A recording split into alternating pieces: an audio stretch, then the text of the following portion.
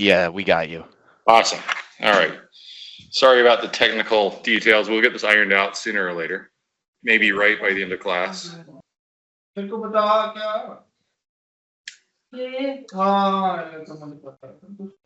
right. Let's see. How do I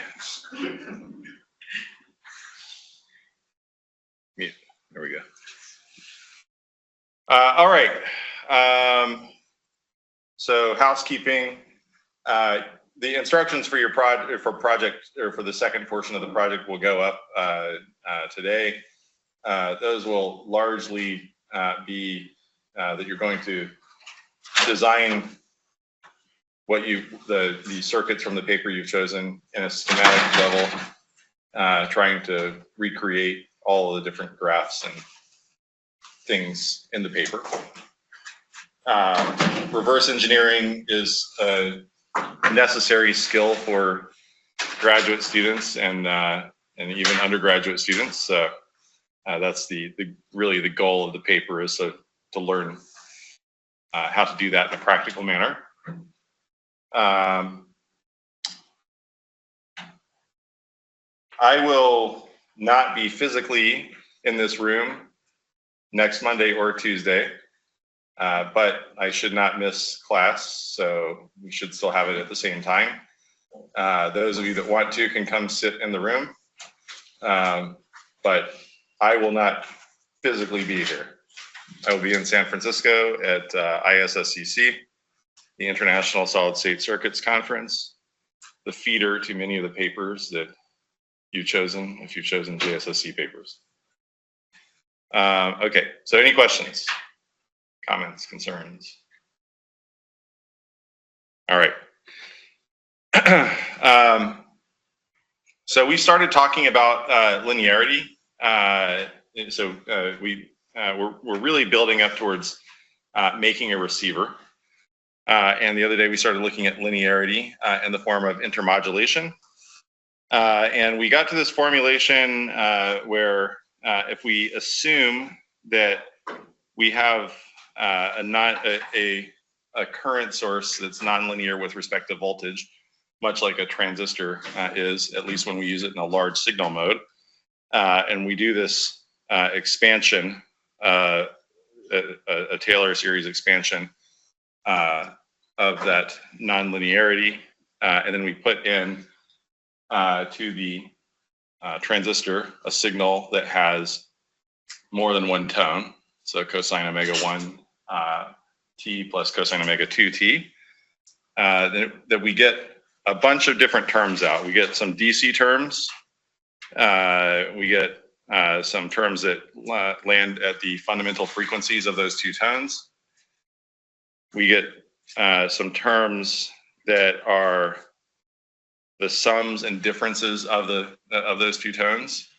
So cos omega 1 plus omega 2 plus cos omega 1 minus omega 2. And then we also get some third order terms. And the primary things that we see here, we have omega 1 plus 2 times omega 2, omega 2 plus 2 times omega 1. And then maybe more importantly, we have these difference terms, 2 omega 2 minus omega 1 and 2 omega 1 minus omega 2. So let's look at what this looks like if we look at it in the spectral domain. Oh, and I think I also left one of the nonlinearities off. We'll get that on the next page. We also have harmonics.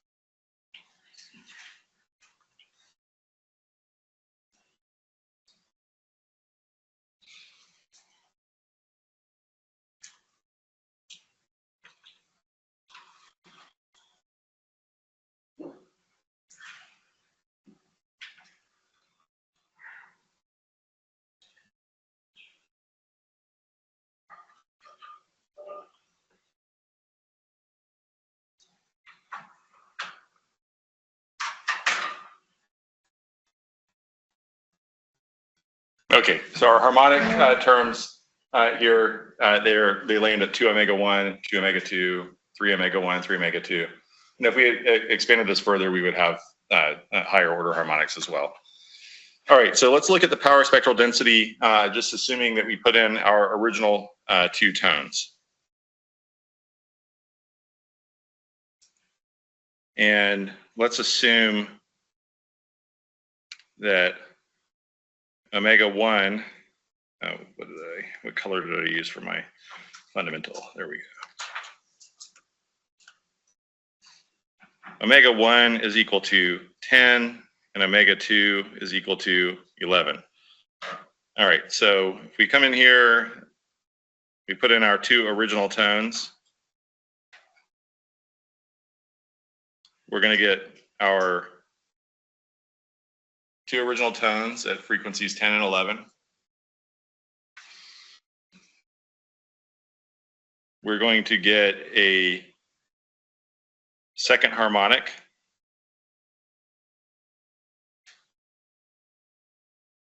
at frequency 20, and a third harmonic at frequency, a second harmonic at frequency 22. We're going to get a third harmonic up here at frequency 30, and one at 33. We're going to get a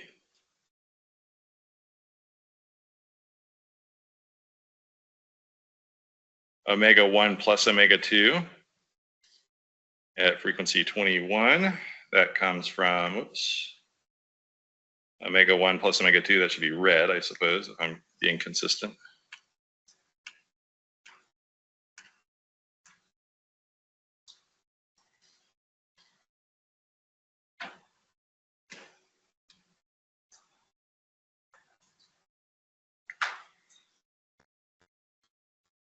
And then we're going to get these purple tones. These are third order tones.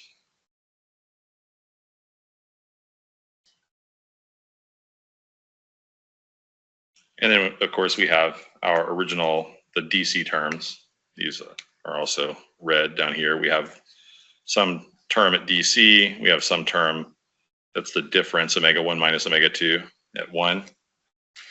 And maybe most importantly, we have these third order IM terms, the 2 omega 2 minus omega 1, 2 omega 1 minus omega 2.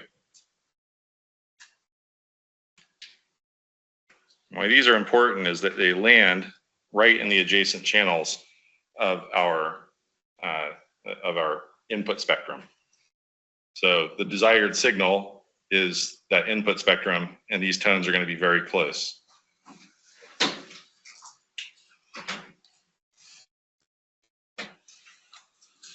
All right, so we have 2 times 10 minus 11 is 9. 2 times 11 minus 10 is 12.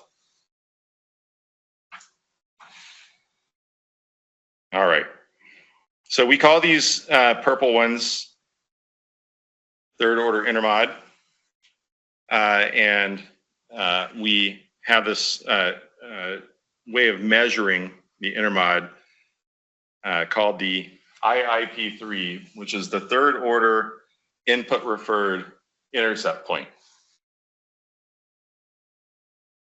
And what we're ultimately doing is, what we'll ultimately show is, as we increase the input power of the fundamental tones, the input power of the intermod frequencies is increasing by a cubic factor. So if we look at this in a log domain, we're going to see that for every 1 dB increase in input of the fundamental, we're going to get a 3 dB increase in the input of these third order intermod tones. So we can equate the coefficients. So what we're ultimately saying is that when the amplitude of the fundamental signal equals the amplitude of IM3. This is our intercept point where they come together. So we can equate the coefficients from those equations on the prior slide. C1 times A is magnitude of C1 times A is equal to the magnitude of 3/4 C3 times A cubed. Or we can solve for this and we can find that A squared is equal to 4/3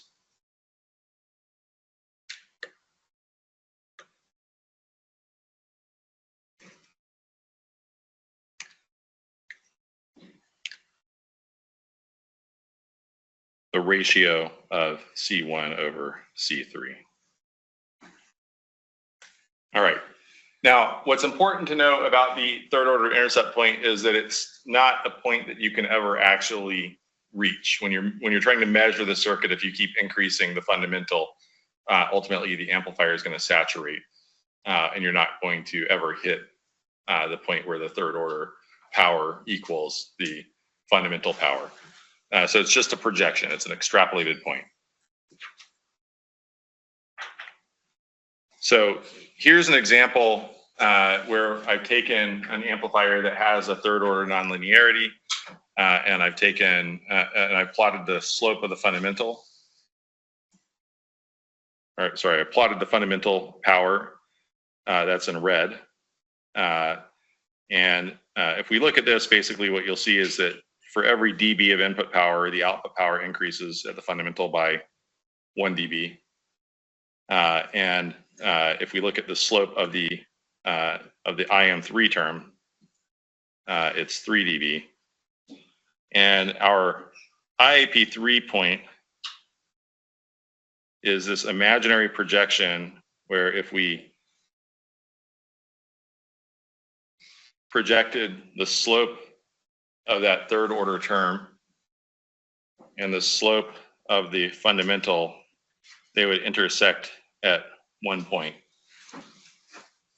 It's a little bit off the chart here, but maybe assume that this carried on a little bit. This is something like 22. And we project this back. This is, maybe 50 over here. Okay. So the input power where that intersection occurs, that's our IIP3 point.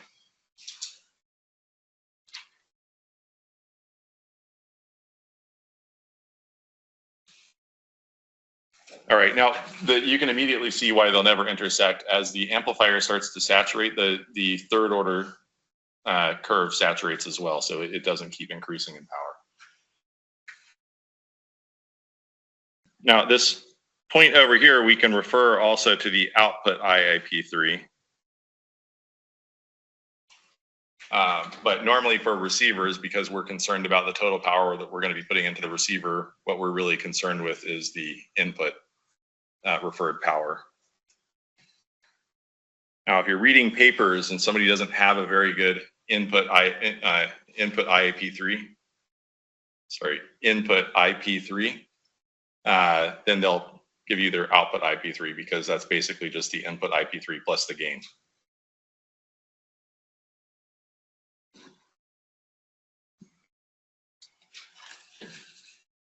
All right, so we can look at the IIP3 and power.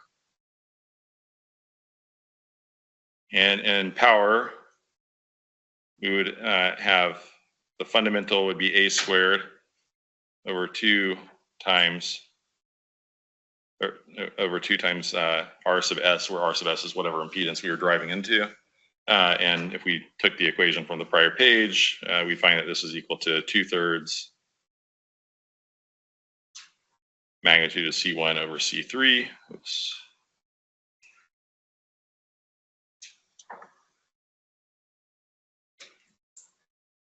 Times 1 over RS.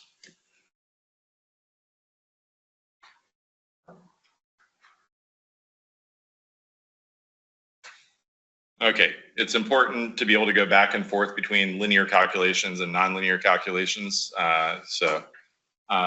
We almost always like to refer to things in the logarithmic domain because when we're multiplying two quantities, if we're in the log domain, we can add them together. Addition is easier than multiplication, especially the way they teach it to my son. Are they using the Japanese method? They're doing the Common Core math, which makes absolutely no sense. Arithmetic should be beaten into you by rote, at least up until a factors of, I don't know, 20 or so. That's my opinion. I think you could probably get to 20. I bet you could. All right. I believe in you. Okay, so where is this important? Well, we're going to, ultimately we're going to be building receivers. Receivers are cascades of things like amplifiers and mixers and filters. So let's find out. We know the rule for cascading noise. Let's find the rule for cascading IM3. Now, let's assume that every one of these amplifiers has some output IP3. So the first stage has an output IP3 of 1, an output IP3 of 2 for the second stage, output IP3, 3 or N for the nth stage, and then a gain of 1, gain 2, gain N for the nth stage. And all of these are nonlinear. So I'm just going to kind of denote that there's some nonlinear behavior going on inside. Now, I know I told you that we're going to refer to the input, we're going to look at input referred IP3 mostly, but if we're given output IP3, we can easily convert to input just by taking away the gain. All right, so for the cascade of amplifiers, what's our total gain?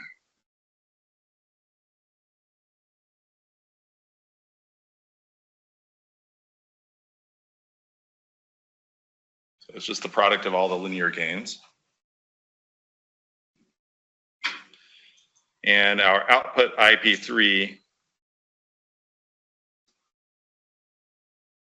total, the inverse, is equal to the sum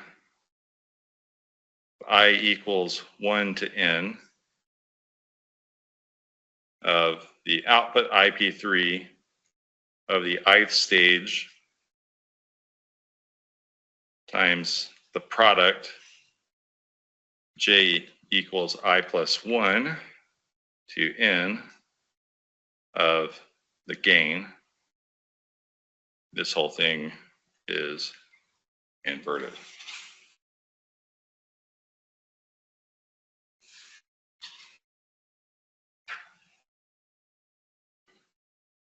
Okay, now I'm not going to worry you with the derivation for this. It's in the Razavi text if you're interested.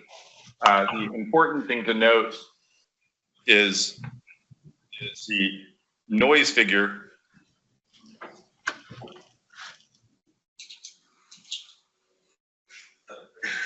What's going on? Okay. There's a competing lecture. Oh. We should have like a lecture battle, like a rap battle. It'd be fun.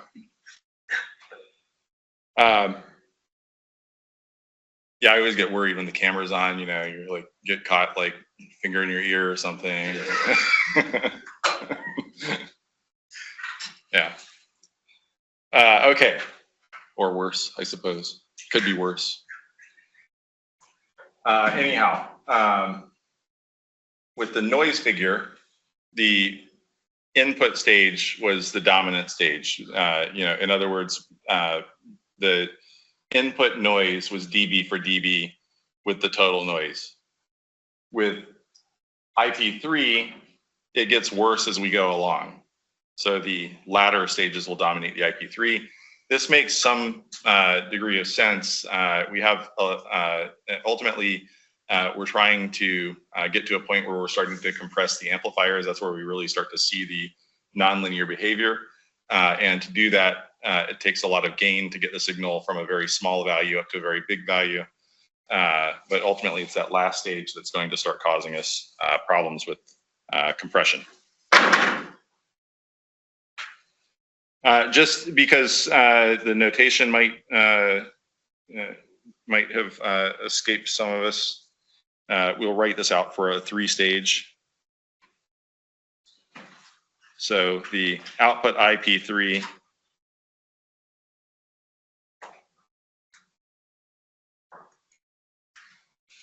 is equal to 1 over the output IP3 of the first stage times the gain of the second stage times the third stage,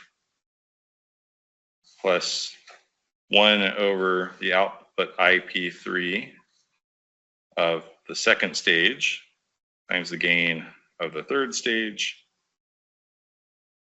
plus 1 over the output IP3 of the third stage. I should say that's an inverse there. All right, so you can see that the third stage here is going to be dominant, or at least whatever's happening with it is happening dB for dB. Okay, so when does IP3 or when does IM3 matter? It's when we're trying to receive what might be a weak signal, and we might have adjacent interferers that are stronger. They call this a near-far problem in radio design.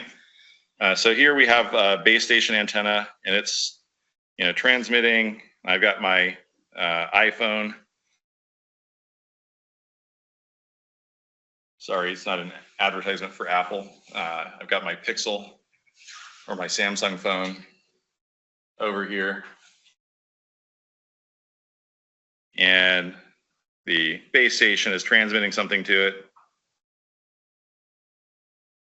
And let's say that it's some distance D3 from the phone.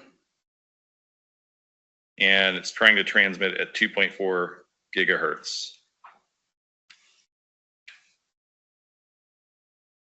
Now, at the same time,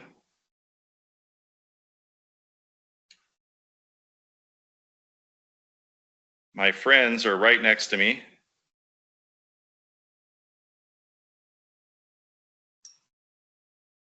And they also need to talk to the base station. So they're trying to transmit back to the base station. But their transmitter is only a distance D1 away from my receiver. Now, Wi-Fi systems generally try and put people on different channels. So let's say that this one over here is trying to transmit at 2.44 gigahertz. And I've got another friend. Increasingly we have tons of wired or wireless devices that are all around each other all the time. They're also distance D1 away from me. And they're also trying to talk to the base station. And they're trying to do so at 2.42 gigahertz. All right. So they're trying to go back to the base station, similar distance, which means they have full power trying to go back to the base station. And I'm sitting right next to them. And we know that the power of the signal is going to be a lot higher at my position in space than it is at the base station. All right, now let's just for the sake of things. Oh, and I think let's make this okay. D3 is much greater than D1. All right, so that's why they call this a near-far problem. I've got two adjacent transmitters that are not transmitting on the same frequency, but frequencies very close to me. They're very near to me, and I'm trying to receive something that I'm very far away from. All right. Just for sake of notation, they call it they call this an adjacent channel, and Some standards call the second channel an alternate channel. So 2.42 gigahertz is one center frequency spacing away from the 2.4 gigahertz channel. So that's the adjacent channel. And in Wi-Fi, I believe they call it non-adjacent for the 2.44 gigahertz channel. But sometimes they call it adjacent channel, and then the 2.44 gigahertz, we call it the alternate channel. All right, so the sensitivity for a 20 megahertz bandwidth signal that's using 1K QAM, we would go to our Wi-Fi standard.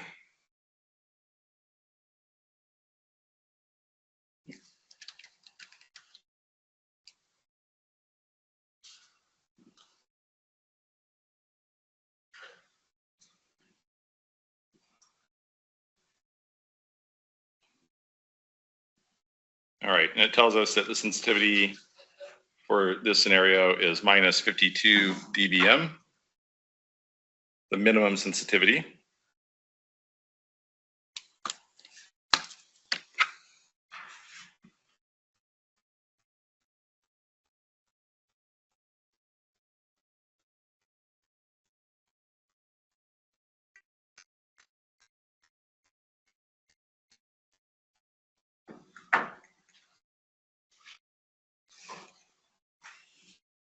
All right, now they will also give us some guidelines for the adjacent channel spec. So let's look at the adjacent channel spec.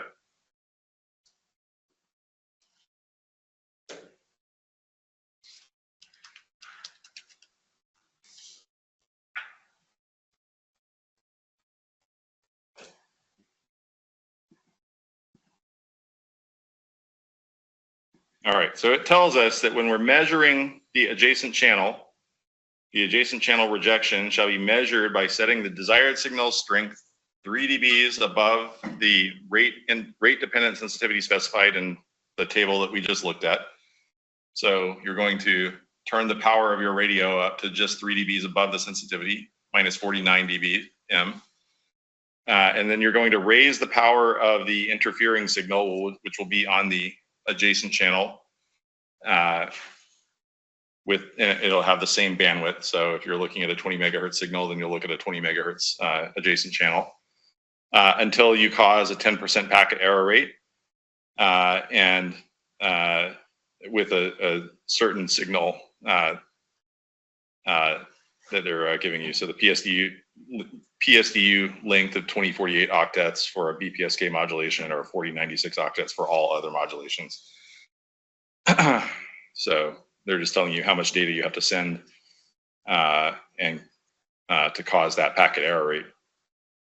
And it tells you that the difference in power between the signals in the interfering channel and the desired signal is the corresponding adjacent channel rejection.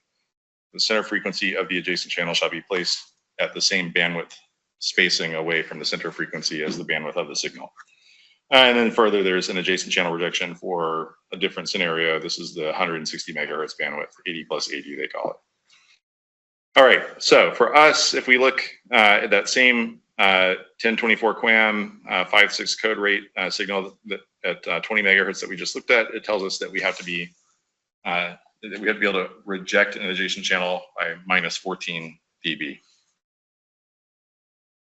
All right, so let's kind of draw this out in a cartoonish fashion to see what we're dealing with.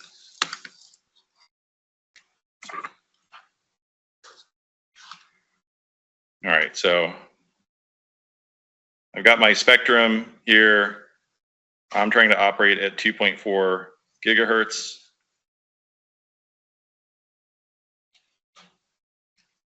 My desired spectrum has a bandwidth of 20 megahertz. And I need to put the power at minus 49 dBm. Okay. This is actually a non-compliant system because I'm centered right at 2.4 gigahertz and Wi-Fi doesn't have a channel there, but we'll just pretend that it does for the time being. All right, now I got my interferer over here. It's got the same bandwidth, but it's, the first one is centered at 2.42 gigahertz. I got another one that's at 2.44 gigahertz. And the delta between these has to be minus 14 dB. So that means that the power here is minus 63 dBm. And we'll just look at the adjacent channel for now because we didn't look at the alternate channel spec. And usually the one that's closest is the hardest, is the one that's going to cause us the most problems. All right, so we set our RX signal 3 dBs above the sensitivity at minus 49 dBm.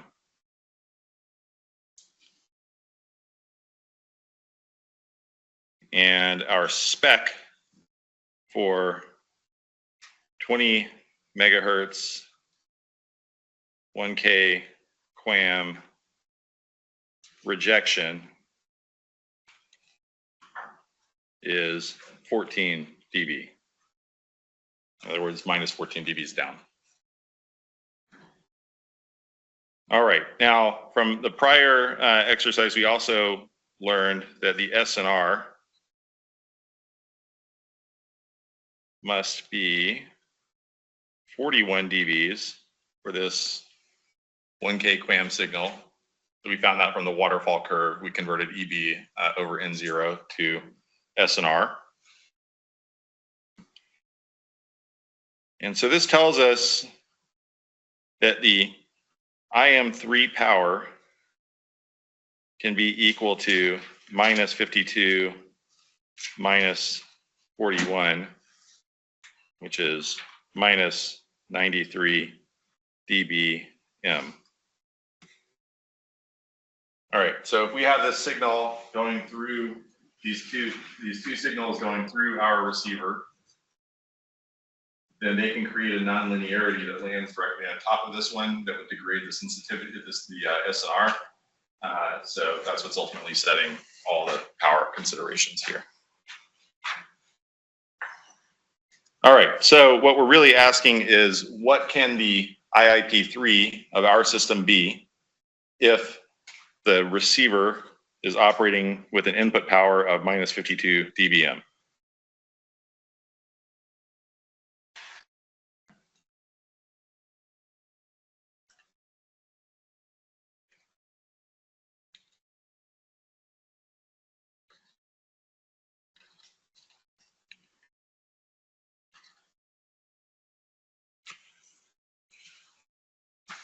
All right, well, we're gonna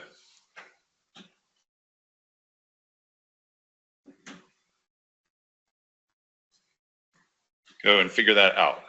Okay, so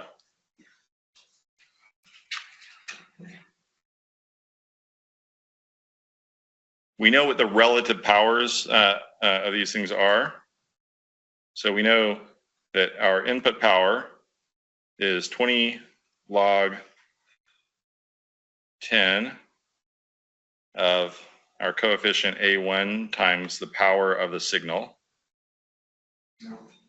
minus 41 dBs. This is for our SNR margin. And this is equal to 20 log 10 of 3/4 A3 times the power of our interferer cubed. Okay, so A sig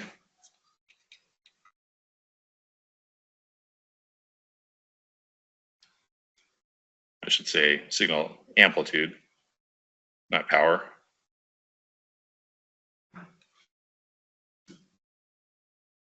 And A int is our interferer amplitude.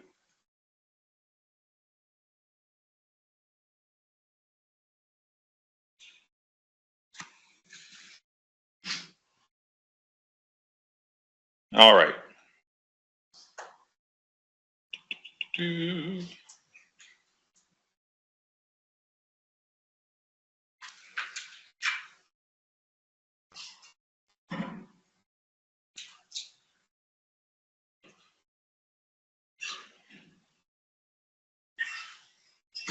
So I'm just going to rearrange this equation. I'm going to say 20 log 10 of A1 times A sig is equal to 20 log 10 of 3/4 A3 times A int cubed plus 20 log 10 of 1.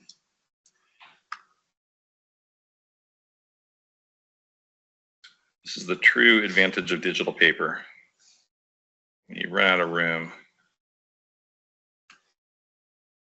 20 log 10 of 112.2, which is just converting 41 dBs to linear. And the reason I'm going to do that is I'm going to stuff that inside of the other logarithm, and we're going to find, we're ultimately trying to get a ratio of our coefficients so that we can relate that to the IP3. Okay, so if we reduce this just a little bit more, we'd find A1 times A sig is equal to 84.2 times A3 times A interfere cubed. All right. Now, a couple of things, we might need to do these conversions from time to time. So the voltage, the RMS voltage is equal to the square root of power times whatever our reference resistance is. So we can convert back and forth from RMS voltage and power if we have a fixed resistance. So for instance, a sig, okay, I must have had that in power. And a sig in reference to a 50 ohm system. We know that this had to equal minus 52 dBm because the spec said that the sensitivity was minus 52. This is equivalent to about 0.4 microvolts RMS. And for A interfere, again, reference to a 50 ohm system, this was minus 63 dBm. This is about 0.16 millivolts RMS. Now that doesn't make sense. It can't be higher. These both must be millivolts. My writing's illegible even to me.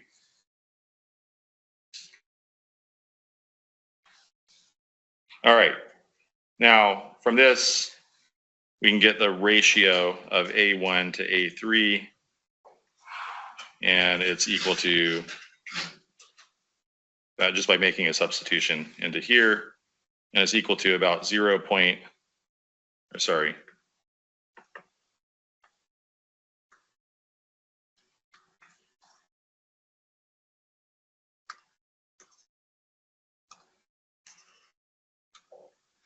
8.4 times 10 to the minus 7. All right, so how do we relate this to IAP3? We go back to our relationship that we found here earlier. And we say IAP3 is equal to the square root of 4/3 times the ratio of A1 to A3, which is about 1.06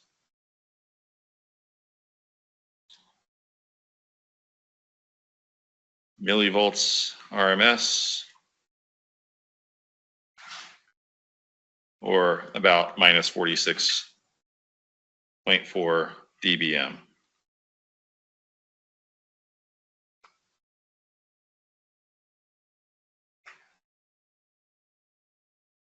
Now we can do a similar derivation. Oftentimes in a radio system, other intercept points are important. For instance, we have direct conversion receiver systems where sometimes the second order intermod might be important. We do a similar decomposition, find all of the second order terms, and relate the ratio of their increase in power to the increase in power of the fundamental, and we could find an IIP2, for instance. Rarely is a higher order important. Every once in a while you'll see fifth order intercepts, but for the most part we stick to IIP3 and IIP3. All right. Now, what's important is when I build a radio system, my radio has to work. I go back to the standard.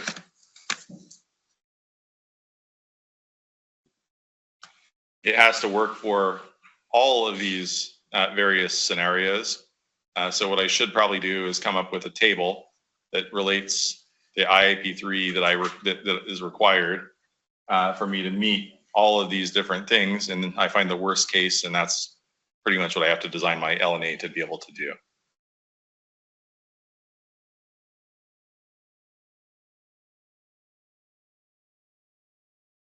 All right. Now, these are just specifications for, I mean, this is what my receiver has to be able to do.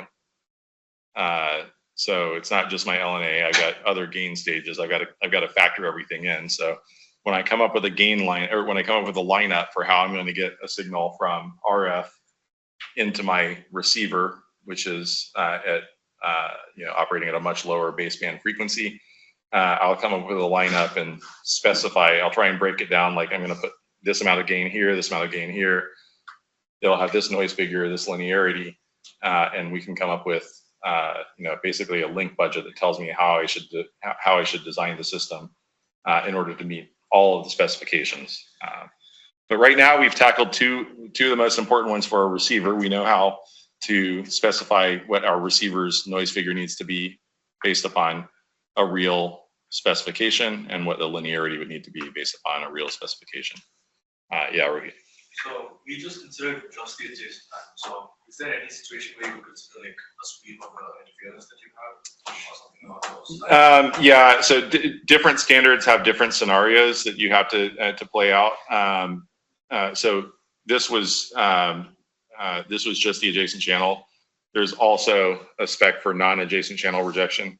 Of course, you can see that it's relaxed when you compare it to the adjacent channel. The adjacent channel is relaxed when it's compared to the non-adjacent channel.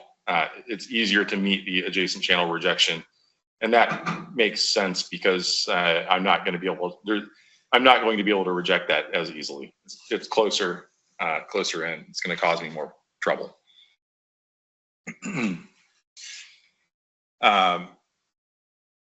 When we put the whole system together, we factor in all of these things, and basically this whole document tells us all of the possible impairments that we might have, the practical scenarios that we have to meet. Sometimes we might have to meet multiple channels at the same time, a rejection of multiple channels at the same time. I don't think that exists in Wi-Fi. It would be a hard one to meet because Wi-Fi operates in free spectrum that everybody has the right to use at all times, including non-Wi-Fi users like Bluetooth, right? So, yeah.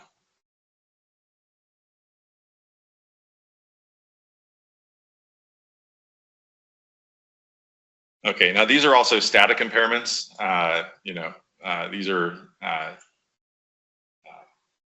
we might be moving, we might have to deal with Doppler shifts at the same time.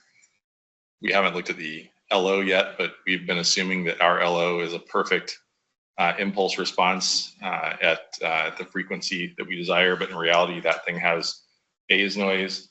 So it's going to down convert the signal and lay some of the signal directly in band of the adjacent channels. So other impairments, and we'll keep looking at them as we go, but we'll try and relate things to real specifications. All right. So with that, we are ready to start looking at circuits. So we have specifications for a system.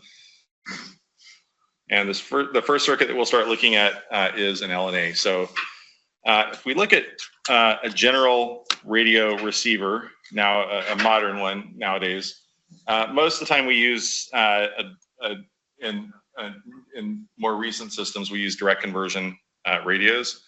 And what this means is, and I should say direct conversion or very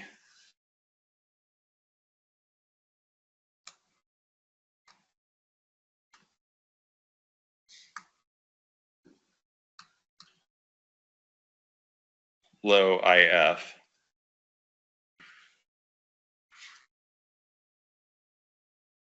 or VLIF, and IF is equal to intermediate frequency.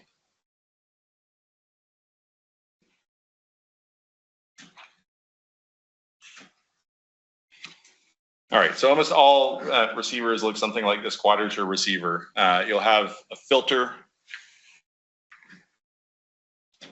you'll have an amplifier, you'll have a mixer or some frequency down conversion, and then you'll have a couple of additional filters.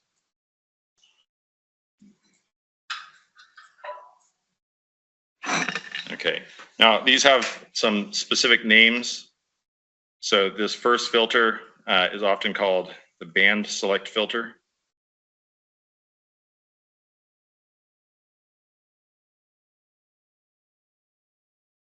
So this is a filter that has to have the bandwidth of the whole range of frequencies that we might be trying to receive, or the frequency band that we're operating in.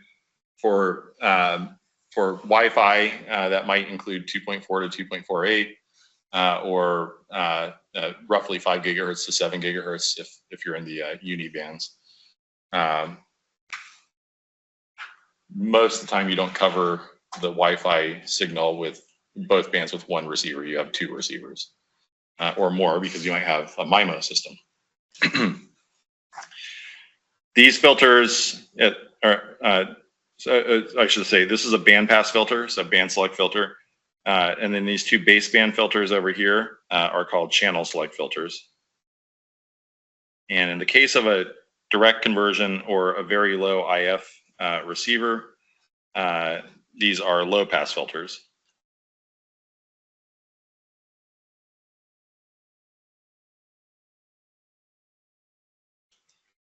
And of course, once we have the signal brought down to baseband, we're going to digitize it and move it into a modem. So each of these channels has an ADC. And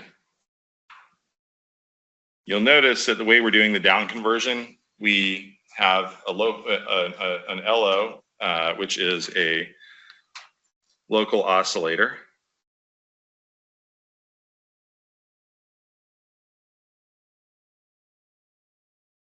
This is usually provided by a PLL or a phase lock loop, but there are some other scenarios.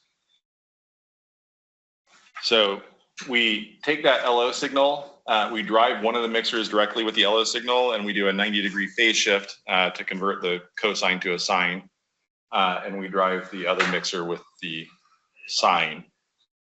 And then we have two channels that we get at the output, Q and I, or an in-phase channel and a quadrature channel. And this allows us to receive information in double-sided spectrum. So it's a little trick that we do in order to be able to do that. Okay, so direct conversion, this is sometimes also called a, anybody know what this might be called? ZIF, yeah, ZIF, zero IF. Also called a homodyne. Okay. So the first mixing-like receiver was invented by Edwin Armstrong sometime around World War I. And it was called a heterodyne. because he was mixing two different frequencies. So dyne is from the Greek to push, and hetero is different. So he was pushing with two different frequencies. So you can imagine if you use two of the same frequencies, you just call it a homodyne system as well. All right. So the heterodyne architecture has one or more additional stages of mixing.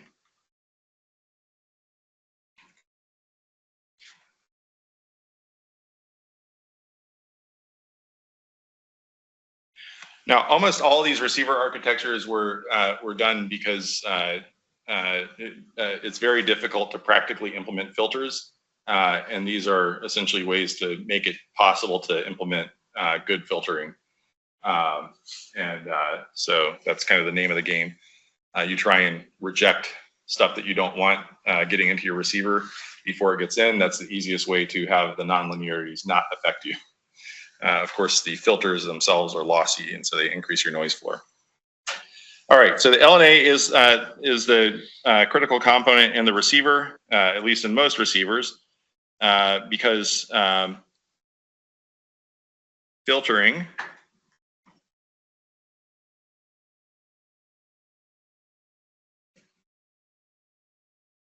and mixing both increase the noise.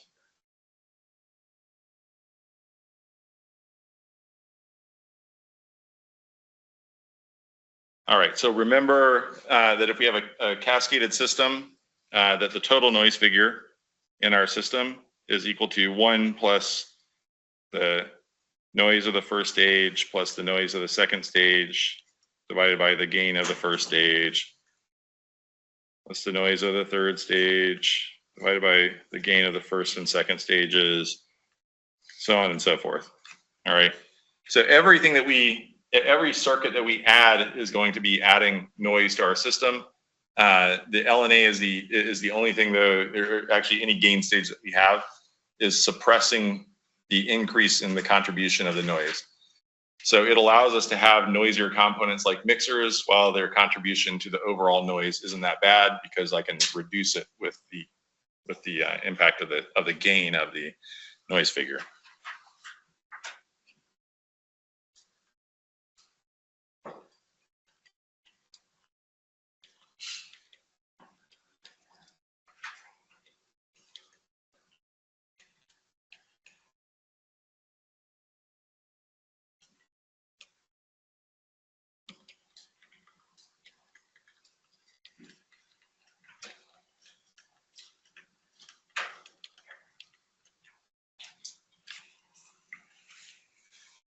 All right, so let's revisit noise before we get into transistor circuits that have noise in them. We have, in general, filtered noise. So the way that we treat noise in circuits in general is we assume that our circuits are noiseless, and we move the noise source to the or we add a noise source at the input that reflects the noise contribution from the components. So for instance, our RC circuit here, we assume that the resistor would normally have thermal noise associated with it. We now make that a noiseless resistor, and we add a voltage source in series with it that is equal to the noise, the equivalent noise from that resistor. Now, the noise of a resistor has a magnitude of 4 kT times R. And we know that this circuit has an RC-like response, or a low pass response. And so when I get to the 3 dB frequency, or 1 over 2 pi times R times C, I'm going to see a roll-off of minus 20 dBs per decade in the total noise contribution. So we can figure out what the mean square noise is by integrating the area under this curve.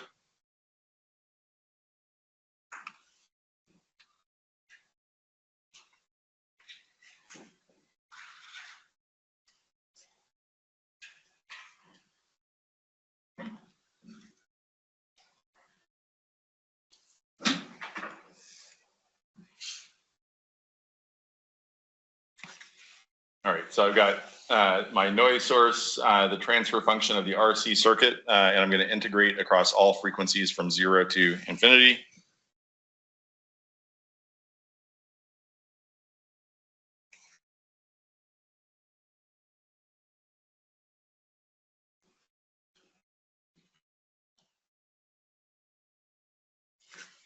So if I do that integral, I'll get something like that, pi over 2 times b n squared over 2 pi RC. And if I make my substitution, b n squared is equal to 4 ktr, I show that this is equal to kt over c. So the total noise contribution, or the mean square noise from this RC circuit, is not dependent upon the resistor. That's kind of cool. So the capacitor itself doesn't have noise, but what ultimately ends up happening is if I have a big resistor, then I have a large initial noise magnitude, but the pole frequency gets pulled in closer to the origin. So when I do this integral, I end up with kt over c. If I have a smaller resistor, I have a smaller initial magnitude, but the pole frequency gets extended out further. And that's why there's no dependence upon the resistor.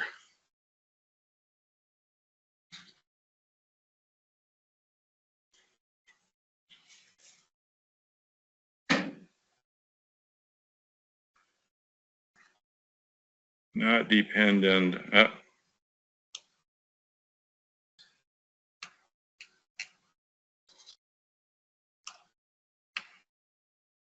Not dependent on the value of R. It's pretty cool.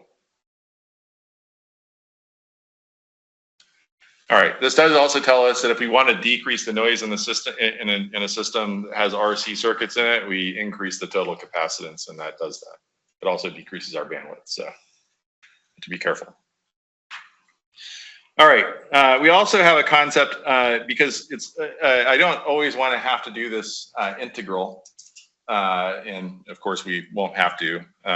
Now we know what the result is, but we also have a concept called noise equivalent bandwidth, and what this is the bandwidth of an equivalent brick wall filter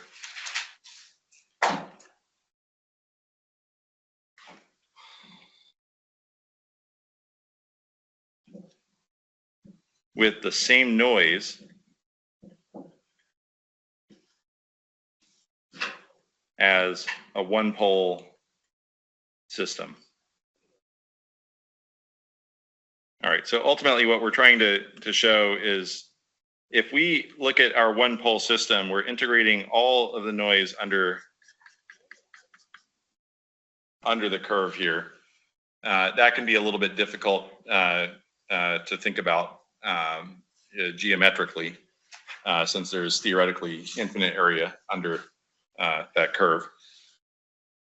So what we're going to do is come up with an equivalent where we have the same area, where we relate the area under a rectangle that has some equivalent frequency and an equivalent amount of noise to be the same. The product of these two is going to be the same as the total noise of the one pole system. All right, what you can ultimately show is this is equal to n sub 0 times the integral from 0 to infinity of our transfer function df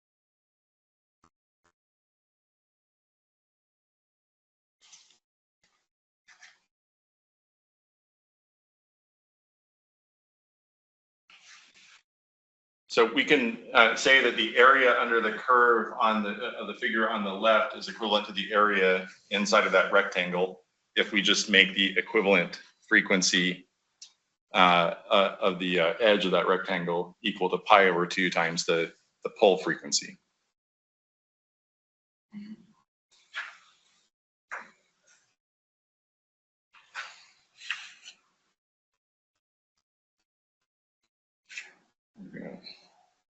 All right.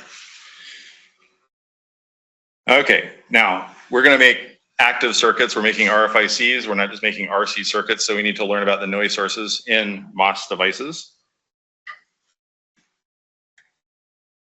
And we have a couple of sources that we have to worry about. So the first one is fairly easy to conceptualize. All right, so we know what's our drain current for a MOSFET in the triode region? Mu and CX, W over L, VGS, minus VGDGS, minus. All right, something like that.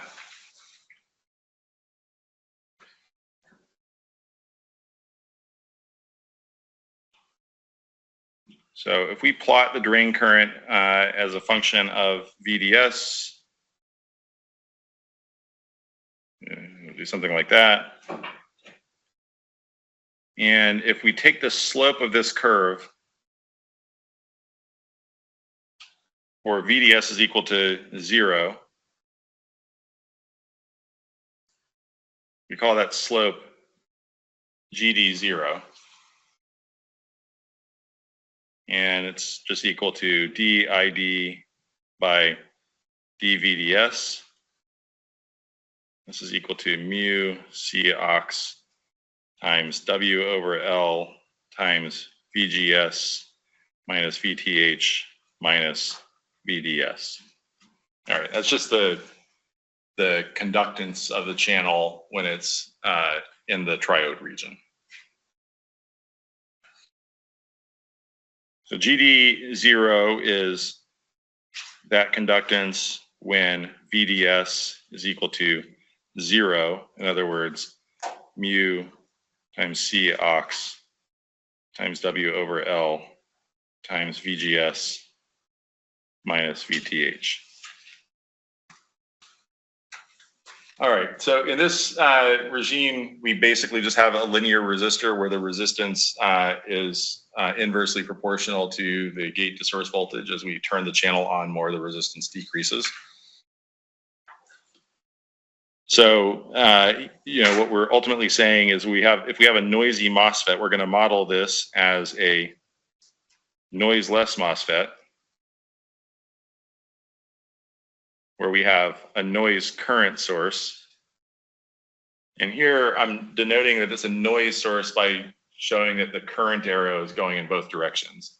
We don't know what direction the current is. We just know that it's a zero mean current that can flow in either direction.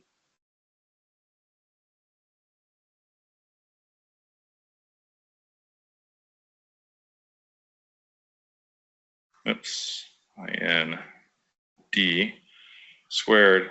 This is equal to 4KT times gamma times GD0 times delta F. Gamma is an empirical term,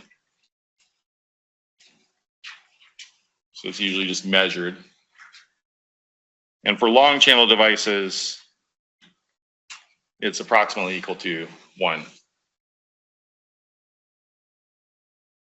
All right, so our first noise source is thermal. Remember, thermal noise it is kind of like what we see for a resistor. So that's more or less what we're looking at here. For a resistor, we would have 4KT over R for a current. Here we have 4KT times G. So same dimension, same units. All right. All right. For a long channel MOS, what's our drain current?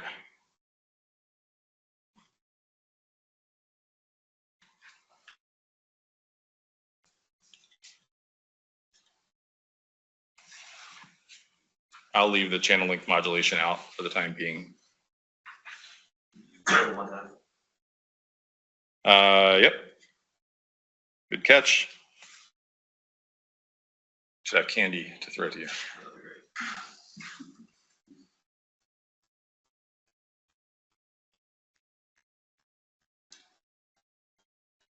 I'd be a poor man if I had to throw out candy every time I made a mistake. That's how many mistakes I make.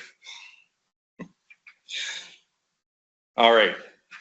So the transconductance, a measure of how efficiently the transistor converts voltage at the input to current at the output, is DID by D. Whoops, made another mistake, didn't I? Terrible. dVGS, the gate to source voltage. And this is equal to mu C aux times W over L times VGS minus VTH. Oh, that's interesting. The transconductance is the same as GD0.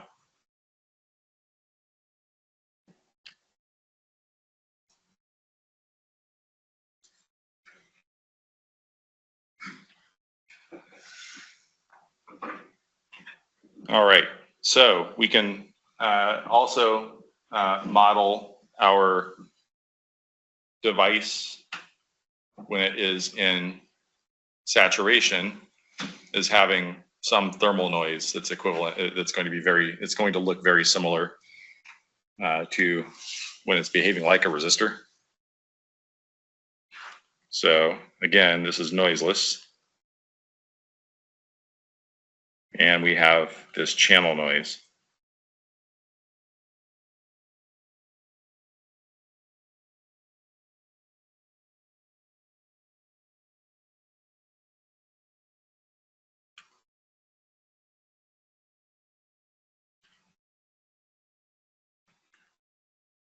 Okay, now the difference here is for a long channel device in saturation, that gamma factor is a little bit different.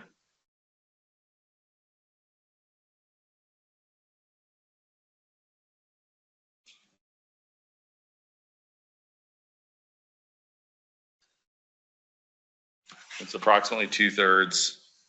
So we can say that the drain noise for a transistor in saturation is IND squared 4KT times 2/3 times GM times delta F. All right, all right. Don't want to go too much further, but what I will say is there are a couple of things that happen to us when we get into the short channel regime. Normally, a MOS device operates, we control the number of carriers in the channel with a vertical electric field. We put a voltage on the gate that induces inversion under the channel. We pull charge carriers up under the channel, and then we accelerate those charge carriers that become current by putting a lateral electric field by putting a voltage on the drain, or voltage difference between the drain and the source. And in a long channel MOS device, ideally, you could just keep increasing the strength of the electric field by increasing the voltage up to higher and higher values.